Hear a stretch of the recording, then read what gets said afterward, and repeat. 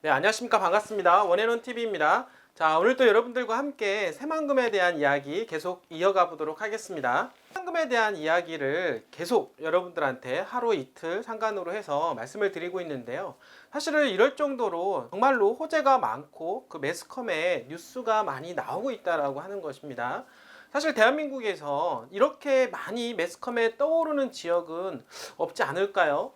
최근 들어서 더욱더 새만금에 대한 이슈가 가시화가 되면서 많은 정보들이 지금 매스컴에 나오기 시작을 하고 있는데요. 이 이야기는 그만큼 개발 호재가 풍부하고 미래 가치가 너무나도 많이 있다라고 이야기를 한번 해볼 수가 있겠습니다. 자, 여러분들. 제가 새만금에 대한 이야기를 많이 지금 하고 있는데 새만금에 대한 이야기를 할 때 항상 다루었던 주제 중에 하나가 신재생에너지에 대한 이야기 좀 많이 다루었을 거라고 생각을 하게 됩니다. 자, 뿐만 아니라 4차 산업에 대한 이야기도 저희가 다루게 되었는데요. 사실 새만금 하면 딱 떠오르는 단어 두 가지가 있다라고 하면 바로 4차 산업혁명의 전진기지이면서 신재생에너지에 대한 메카다라고 이야기를 하고 있겠습니다. 자, 두 개를 한번 생각을 해 보게 되면은요, 어떻게 보면은 앞으로 지향하는 그런 세상의 모습이다라고 볼 수가 있는 것입니다. 즉, 새만금은 미래지향적인 도시임에는 틀림이 없다. 그리고 미래지향적인 키워드를 가지고 있는 동네가 바로 새만금이기 때문에 미래 가치에 따라서 땅값은 급등할 수밖에 없다라고 계속해서 말씀을 드리고 있는 것입니다. 뿐만 아니라 새만금은요, 2030년도 1차적으로 78%의 개발 완료 계획을 잡고 있는데요. 그리고 나서 2050년도까지 100% 완성도를 높이게 될 것입니다. 즉, 78%를 자랑한 2030년도가 개발 맥시멈 심리가 가장 초극대화가 될 수 있는 시점이다라고 제가 항상 말씀을 드리고 있습니다. 그 이유가 뭐냐면 도로망, 공화, 항만, 철도라고 하는 트라이포트가 완성 단계에 접어들기 때문입니다. 어떻게 보면 새만금의 뼈대가 구축이 되는 것이고 거기에서 살붙이는 작업들이 2050년도까지 꾸준하게 이루어질 텐데 대부분 땅값이 올라가는 그러한 요인을 보게 되면 교통망 에 대한 부분들, SOC에 대한 부분들이 가장 큰 비중을 차지하고 있다라고 하는 것입니다. 여러분들 대부분 과거 사례를 보게 되면은요.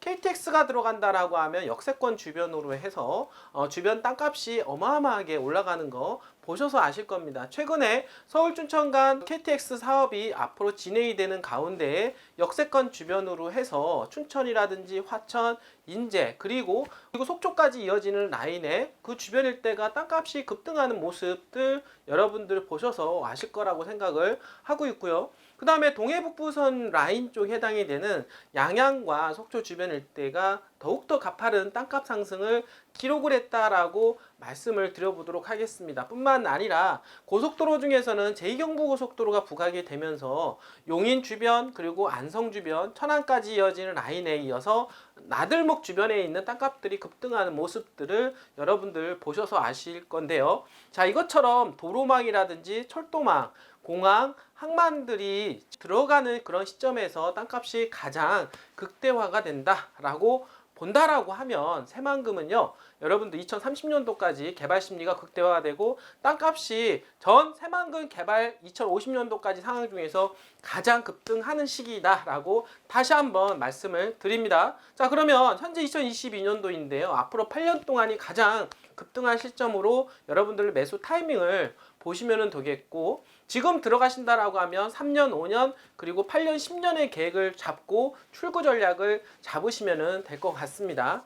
자, 이런 계획을 잡고 계시다라고 하면은요, 새만금에 대한 어떤 미래 가치를 공부하시고, 그리고 앞으로 이런 미래 가치에 부응하고 할 수 있는 지역들을 여러분들은 선점을 해서 들어간다라고 하면 가장 최고라고 볼 수가 있겠는데, 그 중에서 새만금의 영향권에 들어가 있는 지역 중에서 군산, 그리고 김제, 그리고 부안이라고 하는 지역이 있는데요.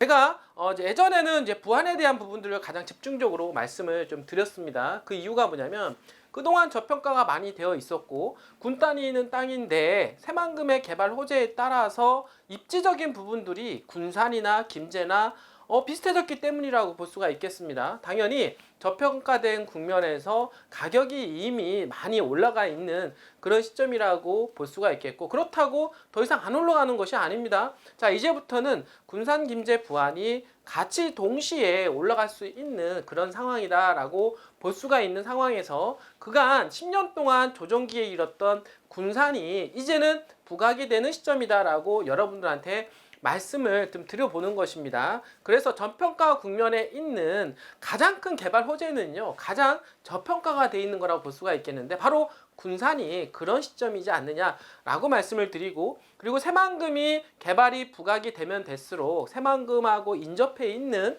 군산의 주거지역 땅들이 부각이 될 수밖에 없다라고 이야기를 해보도록 하겠습니다.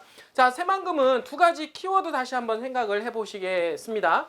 4차 산업혁명의 전진기지와 신재생 에너지에 대한 메카, 앞으로 친환경이 더욱더 부각이 될 수밖에 없다라는 것입니다. 자, 그렇기 때문에 신재생 에너지를 활용을 해 쓰는 그러한 기업들이 늘어날 수밖에 없고, 우리가 최근에 삼성이라고 하는 회사가 아리백을 선언을 하게 됐는데요. 2050년도까지 재생에너지를 통해서 전기를 조달받겠다라고 하는 것입니다. 그렇게 받은 전기에너지를 통해서 제품을 생산하겠다라고 하는 캠페인이 그 아리백이라고 볼 수가 있겠는데, 삼성뿐만 아니라 수많은 대기업들이 여기에 동참을 하고 있고, 그 이유가 뭐냐면 글로벌 기업들이, 그리고 선진국들이 그런 기업들을 원하기 때문입니다. 다국적 기업으로서 삼성뿐만 아니라 대기업들은 외국까지 진출하는 상황에서 바로 친환경적인 어떤 기업들로 거듭나지 않으면 앞으로 살아나기 힘들다라고 볼 수가 있겠습니다. 그런 차원에서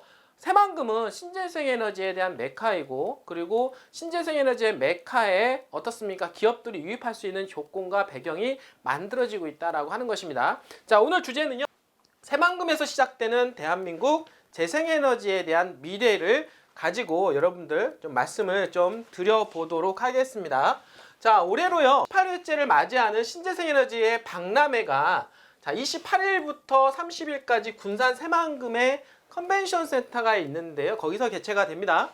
자, 전라북도와 새만금 개발청 군산시가 주최하고 전라북도 테크노파크 주관하는 이번 박람회는 전라북도에서 시작되는 대한민국 신재생에너지에 대한 미래라는 주제로 꾸려지고, 그간 신재생에너지 국제포럼은요, 국내외 신재생에너지 분야 석학들의 토론의 장 역할을 해왔지만, 이번에는 조금 더 확장을 시켜서 올해부터는 기업 전시와 국제포럼까지 포함해서 박람회로 확대 운영하게 되었다라고 이야기하는 것입니다. 그만큼 신재생에너지에 대한 부분들이 부각이 되면서 이런 어떤 박람회로 더욱더 확장 운영이 되고 있다라고 보시면 될 것 같습니다. 자, 이번 박람회는요, 전라북도에 특화된 신재생에너지 산업을 점검하고 에너지 정책, 태양광, 수소 연료전지, 풍력, 그린수소, 자, 방금 전에 말씀을 드렸던 대로 태양광, 수소 연료전지, 그리고 풍력, 그린수소, 바로 이러한 것들, 이러한 에너지 자원들은 바로 미래형 에너지 자원, 친환경 에너지 자원이라고 볼 수가 있는 것입니다.